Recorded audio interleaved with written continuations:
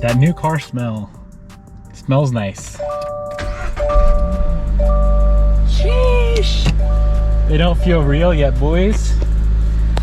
I feel spoiled. It's a brand new car. We're up to 16 miles on her. But Bobby wants to take this thing today, so we are gonna move it. And I'm taking the truck. And Bobby's still in the BRZ, and I didn't even know that it had a backup camera. And some blinking lights on the mirrors. The more I drive this thing, and the more I look at it, the more hyped I am. I know it's not the most beautiful looking car in the world stock, but I'm thinking with some mods, some nice wheels, maybe wrap the roof black. Black on white always looks nice. Some coilovers. Maybe wait till someone makes like some skirts, a front lip. This thing is gonna be sick. I'm excited. What is going on, my friends? Welcome back to the channel and welcome to another dope day in the shop. Today, we need to figure out, there's two ways this video can go. Option one, we do the hidden hardware, which I really want to do.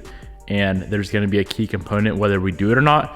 Or option two, we scrap the hardware, we continue wrapping the wide body kit, we get the wide body kit on the car, and we're pretty much done wrapping our FRS in this blue camo. I made a deal. The deciding factor is if it's easy to access the back side of the hardware. On the STI, it's a pain in the ass because we had to drill a bunch of holes in places that I didn't really want to drill holes. If it's easy on the FRS, we're gonna do it just because it's not a huge project and I think it cleans up the wide body kit install quite a bit. But if it's a pain in the ass to get to the backside, because you have to get to the backside of all the studs, right?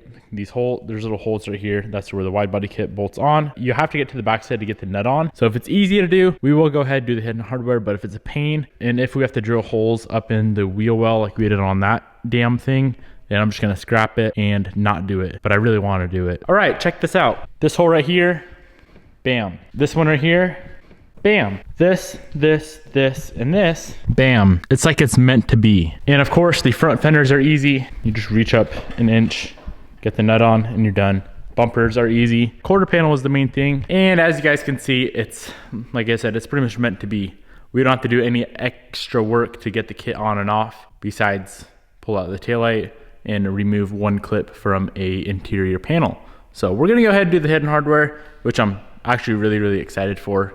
It looks so clean, all finished up. As you guys can see, it's so nice. Step one is going to be to peel all the wrap off these pieces. So let's get that knocked out. It's gonna take a while because I think this is a 16-piece kit. So it is gonna take a minute to get all these pieces unwrapped. Let's get them knocked out.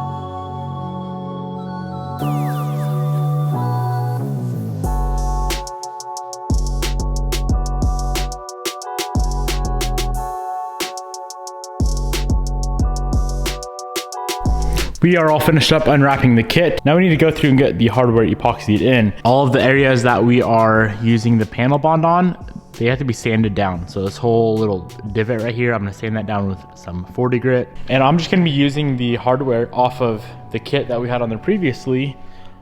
So just take this bolt here, and we don't need the faded washer anymore.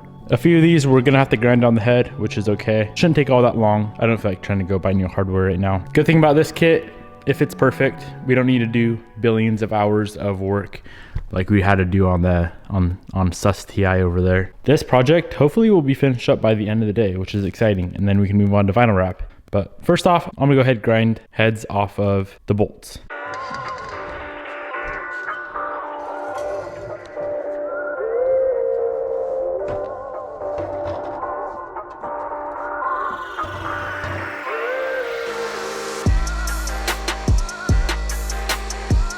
All right, so we got all the bolts finally ground down.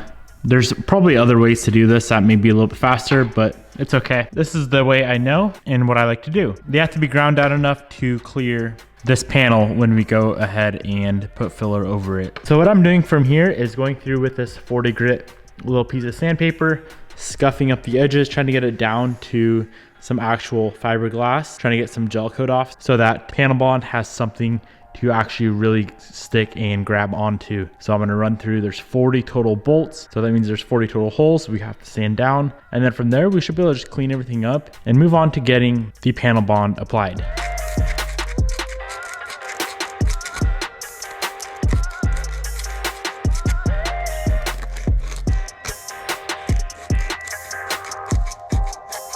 All right, we got everything sanded down. I'm gonna clean everything up with some IPA just so the epoxy isn't trying to bond to fiberglass dust. And then we can go ahead and set the epoxy. I'm gonna do it a little bit differently this time. Let's get all this cleaned up and then I'll show you guys exactly what I'm gonna do.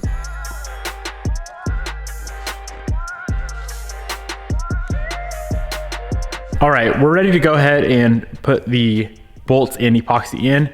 Now I made a few mistakes on the STI, which I know I'm not gonna do again, which it's fun because it's a learning curve. I love doing new things, and then doing it the second time around because it goes way faster and way better, and end result is better. So what I'm gonna do this time around is, instead of putting epoxy, for instance on the STI, I would put epoxy around the hole, I'd put the bolt through, and then more epoxy over the bolt. And the problem with that is when you have epoxy sitting right here and then you go put the bolt through, like that, epoxy will get on the threads, and when that stuff hardens, it's super hard. Like, it's impossible to get off. So I had to go through and try and like grind epoxy off the threads.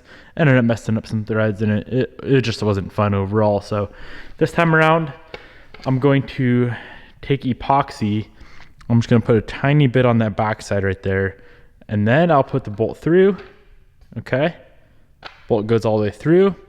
I'll put a nut on the backside. I'm not gonna, being that this kit fits perfectly 100%, it ain't no weird stuff like we had to do on the STI with a ton of adjusting and whatnot. All these holes are not slotted out. These bolts cannot move at all. So I'm just gonna put the bolt through, put a nut on the backside and kind of snug that nut up a little bit. And then I'll fill the top side over with some more epoxy, and it's gonna be super strong in there and it should never move whatsoever. And then of course, once the epoxy's cured and fully hardened, we can pull the nut off and we'll be good to go. We can go ahead and finish up the panels. So that's the process I'm gonna do today. I think it's gonna work out quite a bit better. So let's get all 40 bolts set in, and it takes about 24 hours to fully cure. So we gotta do this tonight, and this is gonna be a multi-day video. So I'll pick this back up in the morning, but yeah, let's do this thing.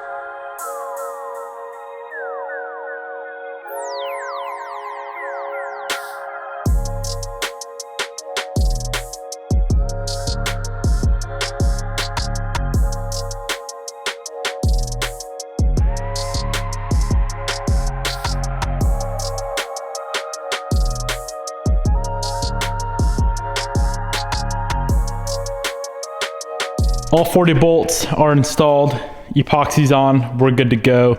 We have to let this stuff cure. They recommend at least 8 hours to sand it, so that's perfect. We'll pop back in the morning, do a little bit of sanding, grinding, some filler work, sand that, some primer, sand that, and we should be good for some wrap. I know to you guys, it probably looked like 10 minutes worth of work. I've been here since the morning, 10 a.m.-ish, and it's 6:30, so this stuff takes a while. So we've waited about 16-ish hours. They recommend 8 hours for the stuff to dry and to sand it, but full here I know is 24 hours. So I don't think it's gonna be fully hard yet completely, but it's definitely dry enough, it feels like, to start sanding it down, and we can do some body filler work. So that is what we're gonna move on to now.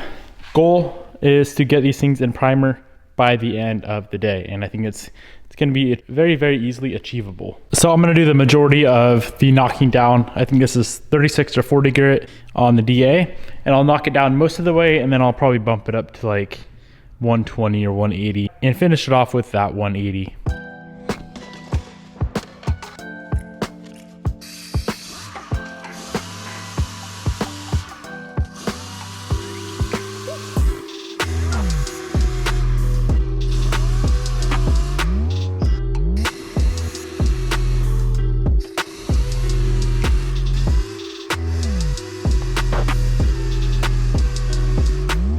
So we have the majority of the pieces done. There is one panel where one of the bolts actually failed. So the epoxy was still wet on only one hole, and I'm thinking it's the first one I did. It probably was not mixed properly, because I know you have to squirt some out of the tube before you actually start applying it, just so it mixes inside this tube properly. And I'm guessing that's what happened. So I need to go ahead and redo that. Unfortunately, it takes quite a while. So hopefully this doesn't set us back too far, but I'm gonna go to get that applied right now. One of the front fenders, not really sure what happened here. It looks like I did some previous body work on it and it started to crack out, so I just ripped that piece out. And I'm just gonna apply some of that panel bond right in there. It dries and cures super, super hard, so I don't think that's gonna fail on us. Let's go to get those two pieces knocked out, and then we can start doing body filler on the rest of the panels.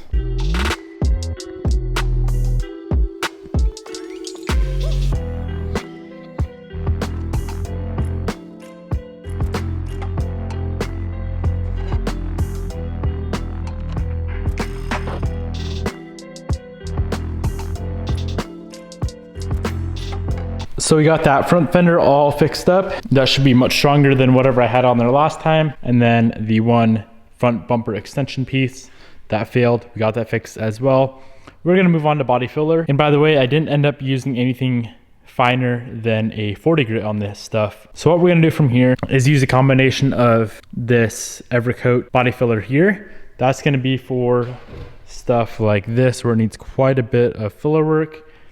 And then we're gonna top everything off with this icing right here made by USC. Some of these don't even need any of this filler. Stuff like that where it's just tiny, very light stuff, I'm just gonna glaze that in, sand it smooth, and then primer it from there.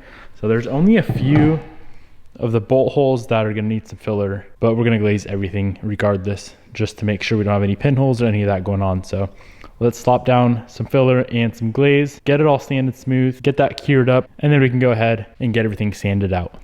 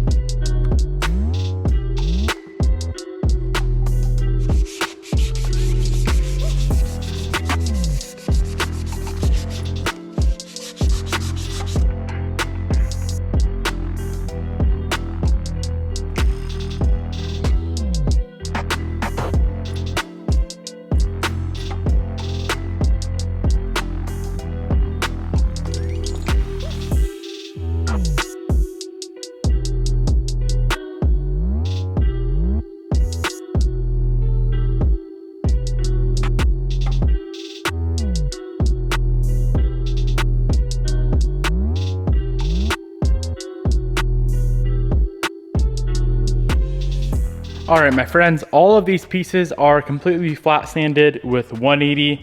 There's no more filler work we need to do.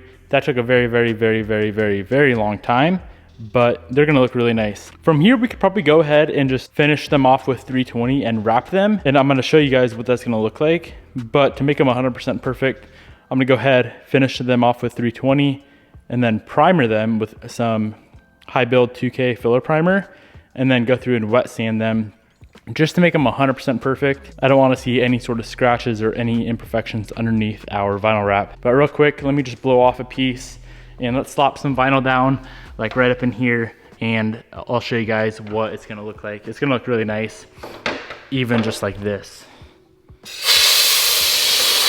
Not very clean, but clean enough.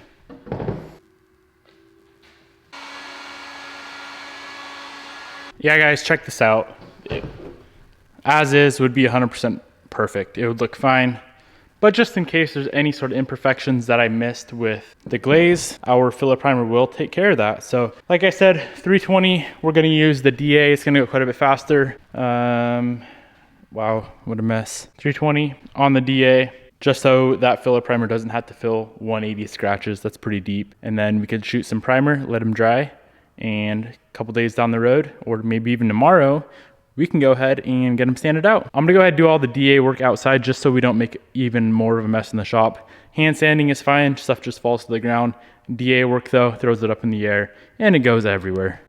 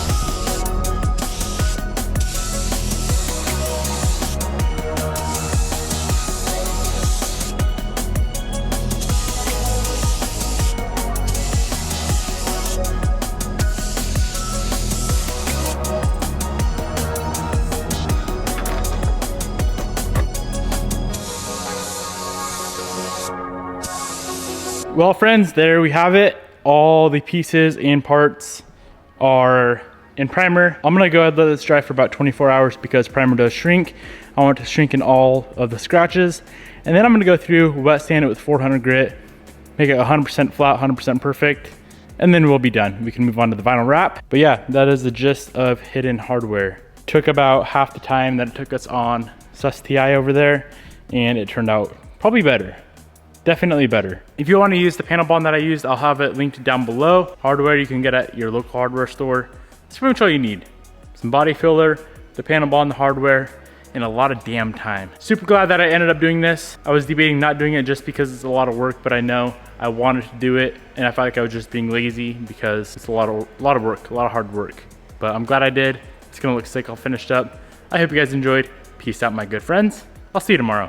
Actually, real quick, I just had on 2 fenders on the driver's side and through on the wheels, just so you can get a kind of a rough idea of how it's gonna look all finished up. It's gonna be pretty wild. It's out there. It's gonna look nice. I can dig it. Okay, goodbye.